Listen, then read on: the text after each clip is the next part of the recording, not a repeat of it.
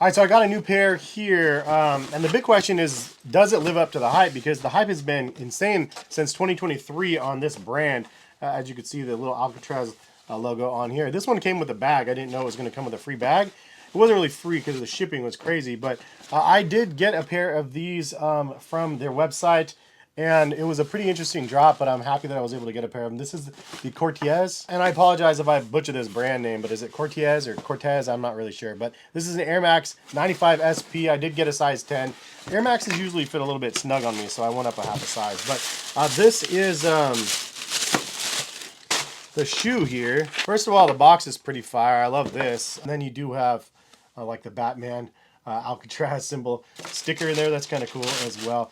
But this is a shoe, man. I love this box though. Back to the box, the heritage look at the box with the you know, the OG style Nikes. I actually have a couple of them literally just sitting right here. This is like an original pair of Sunders. So check this out.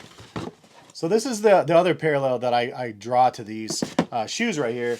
Not because the shoes look the same, but because they're kind of given the same treatment to the Air Max 95s as the Kids of Immigrants did to the Air Max Sunders. And I like that the Sunders got a little bit of shine, which is a Nike Air Max model from the past. As you can see, I have the original pair right here. This is what they look like with the crazy sides and stuff.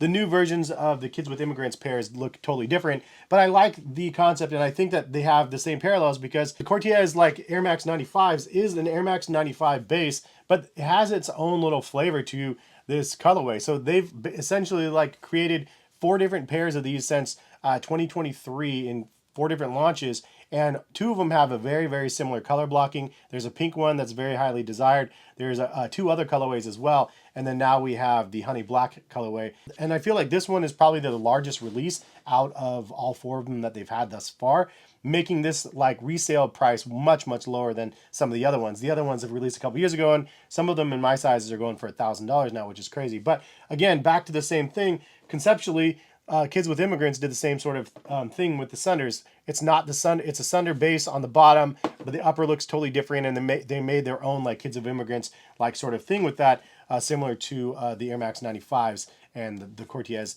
versions of these. And just wanted to show you guys a standard pair. Now this is a sample pair that I got from Nike years and years ago, which is kind of rad.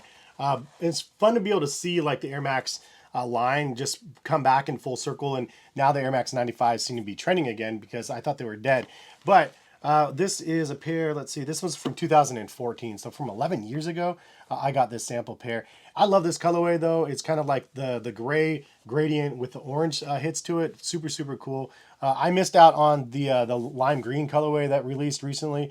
But hopefully I'll get that one in my collection because I want like the 4 staples for the Nike Air Max line. The Air Max 1, the Air Max 90s, the Air Max 95s, and the Air Max 97s. I think those are the 4 staples in the original colorways. But this one is kind of like the original where you have kind of a mesh on the upper, but it's not the diamond shape mesh as you have on this pair. Also, the lacing system that they have on the Cortez pair is totally different than on what you have with the standard pair of the Air Maxes. It does say, taking inspiration from the human body and the 90s athletics aesthetics, the Nike Air Max 95 mixes unbelievable comfort with fast-paced style. Wavy side panels add natural flow to any outfit, while visible Nike air cushioning in the heel and forefoot delivers comfort you have to feel to believe. Plus, reflective design details decorated with movement-inspired tonal swoosh logos add a touch of fresh energy. Now that description sounds like something straight up from 95. I mean, we all know Air Max 95s are not comfortable, right? And this is coming from somebody that tries running sneakers on a regular basis to find the most comfortable pair possible. This is a brick on feet comparison to any of those things. However, it is an iconic brick, and it's one that I will continue to buy over and over again because, again, it's just like what it is. It's the Nike Air Max 95. Like, this is, again, one of the 4 staples when it comes to just the Air Max lineage. Now, the real question I think is, does the Cortez Air Max 95s live up to the hype or not? Is it worth buying? Is it worth getting them or not? Obviously, this is subjective. It's a subjective question. Obviously, I'm asking you this, and it's going to be different for everybody. And for me, I'm kind of torn in the middle of this because I got a pair of them. I like what I see. The quality is really, really nice. It does feel like a premium product, and I love the fact that it has created its own cult following around their version of an Air Max 95. All love everything about that. But on the flip side of it, to me, I'm like, it was $200, maybe $20 or something like that, retail for me, shipped.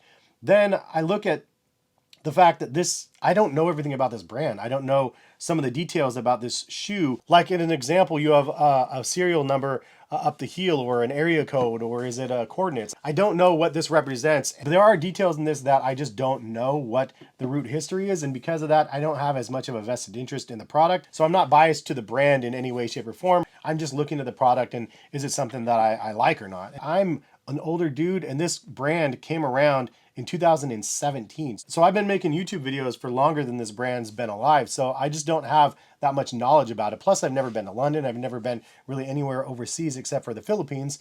Shout out to the Philippines for hosting me on a trip once. But yeah, so I feel like my vested interest in this is not as much as everybody else's, and this product probably speaks more to the youth or to the people that follow this movement from London.